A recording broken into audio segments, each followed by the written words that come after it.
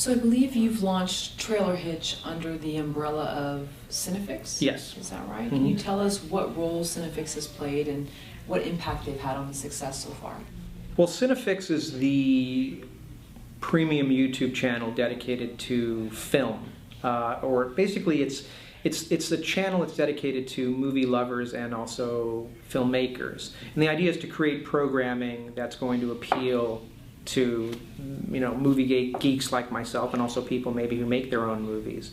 And so it's like anything. It's like trying to come up with material that appeals, that'll speak to that viewer.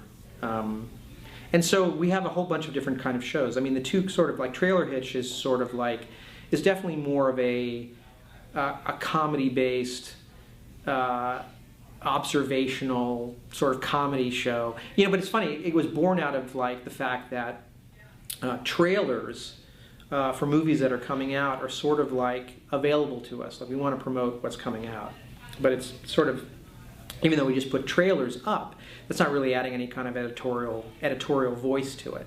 So I thought it would be great to sort of, and that's what Beavis and Butthead, Mike Judge was basically like, I'm at MTV, we have all these videos, we're running them anyway, why don't we stick these two crazy losers on top of it and have them like talk about it? And that's essentially the idea behind Trailer Hitch, is to have like two different sort of generations of movie lover, one slightly younger played by myself and one slightly older played by Alan Havey. And so that's where that idea came out of. But we also have Badass Digest, which is Devin Faraci's successful website, which is really all about movies and movie trivia and movie facts. And I almost want to say like, almost like fanboy cinema, where you're dealing with very specific genre films and very detail oriented, very much something that speaks to the movie geek, which I consider myself one of.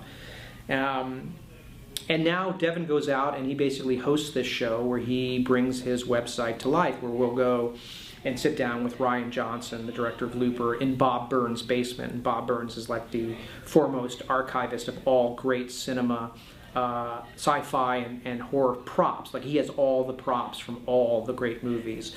He has all the Jim Cameron's Aliens, and he has Gizmo from Gremlins, and he has the American Werewolf in London, and he has the original King Kong armature, Peter Jackson's. So we'll go to a place like that and show people like, wow, look at all this great stuff, and look at this man. Let's sit down and interview this man who's preserved all this stuff. And then at the same time, we'll maybe bring Rian Johnson, who directed Looper, who's also a geek, and he'll see this world for the first time. And then we'll talk to him about Looper and time travel movies in front of like the original Time Machine, which Bob has, like the original George Powell, Rod Taylor Time Machine. So it's trying to bring these sort of like, and I use this term lovingly, film geek culture sort of to life. And so we're doing a whole bunch of shows like that. And hopefully we'll end up doing scripted shows as well.